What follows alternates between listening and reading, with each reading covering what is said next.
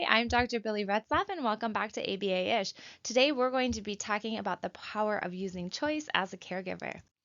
So, choice is an amazing tool for us as caregivers because it can help us increase compliance from our kids and it can also decrease challenging behavior. Choice is an amazing tool because it's readily available to us anytime. You don't necessarily need materials or pre planning to be able to offer choice to your kids, which is great.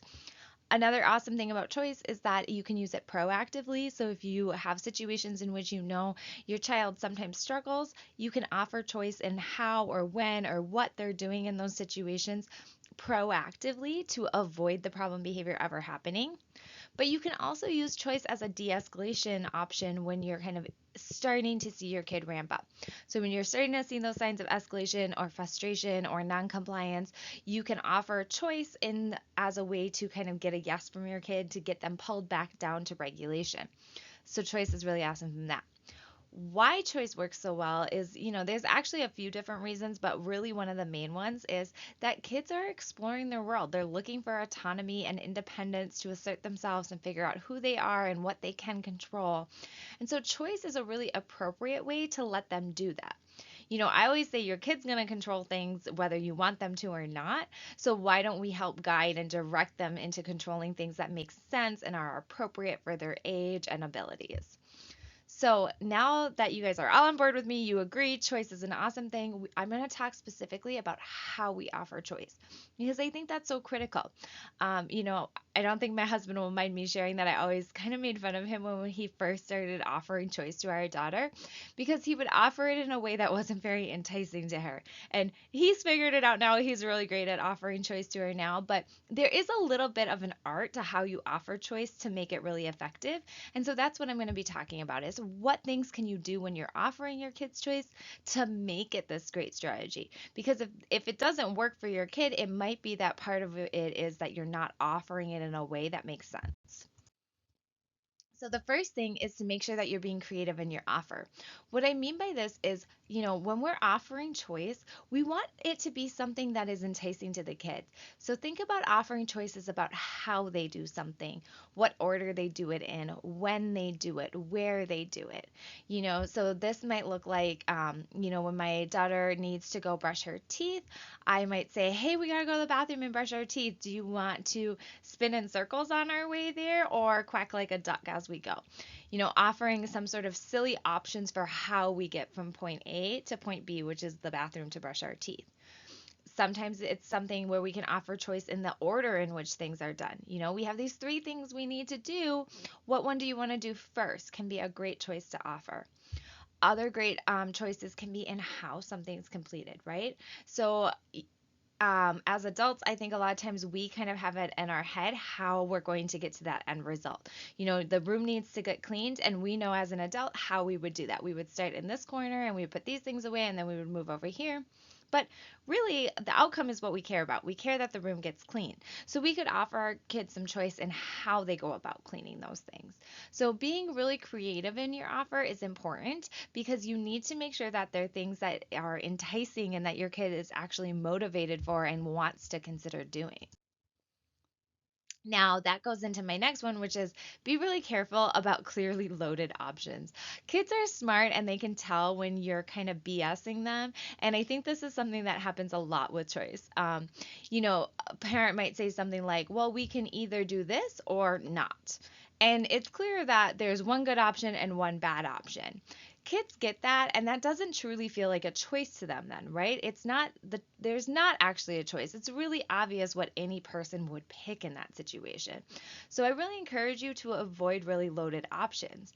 If there's something that has to be done, don't make the choice be you can do it or not do it, right? Instead, the choice should be how you do it or where you do it or why you do it. Like there could be all these different aspects of choice that you use, but be really careful with these super clearly loaded options.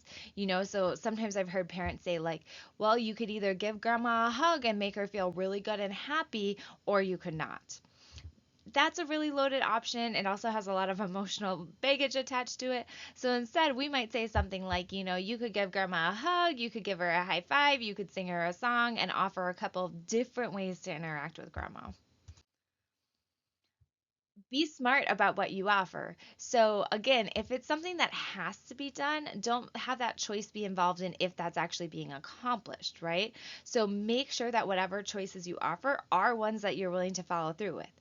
I one time my husband said something to our daughter about, well, you could either stay here and play with mom, which would be super fun, or you can come with me to the store. And she's like, I'll come with you to the store. He didn't want her to go to the store. He had this really crazy errand he had to run. It was going to be complicated. He wanted her to stay home with me. So he offered her that choice thinking he knew what the answer was going to be.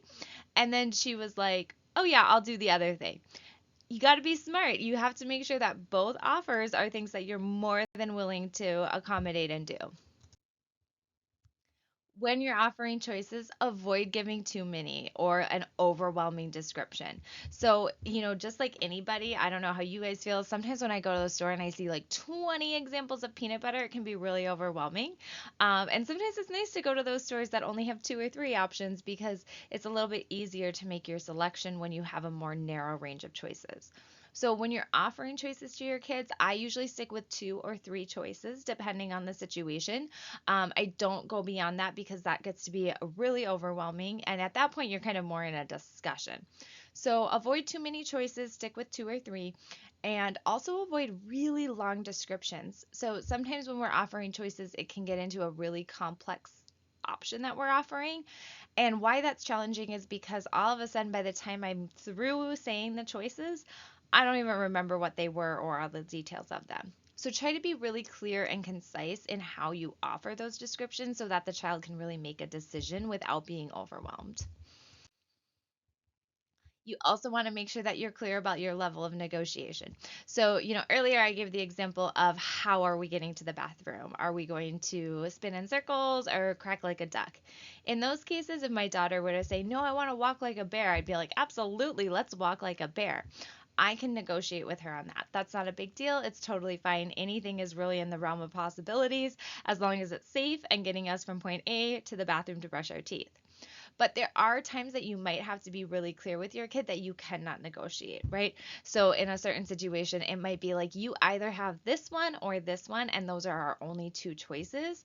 It's important to be really clear with your kid about that so that they don't get frustrated when then they're trying to negotiate and you're not giving that back and forth. So you can check out my video about using verbal signals if you need to know more about how to be clear in those things because that's really important. As much as possible, though, when you are offering choice, try to be open to those kid driven options, especially when they're really great. So, a lot of times, our kids will think of ways to accomplish tasks or timelines to use or orders or something to do that we've never thought of.